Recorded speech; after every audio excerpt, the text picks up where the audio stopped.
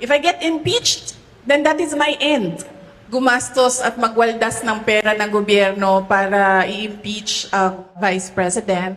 Pagtakpan ang kakulangan at pagsisinungaling ng administrasyon para lang hindi mapansin ng mga tao na maraming mga pangako ang napako ay babanatan at babanatan nila ako.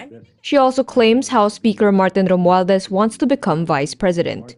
The Philippine Constitution says the president has the power to nominate a legislator from the Senate or the House of Representatives to fill the vacancy left in the office of the vice president.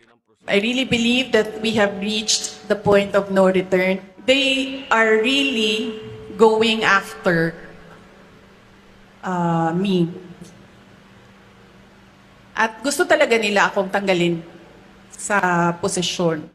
Meantime, Vice President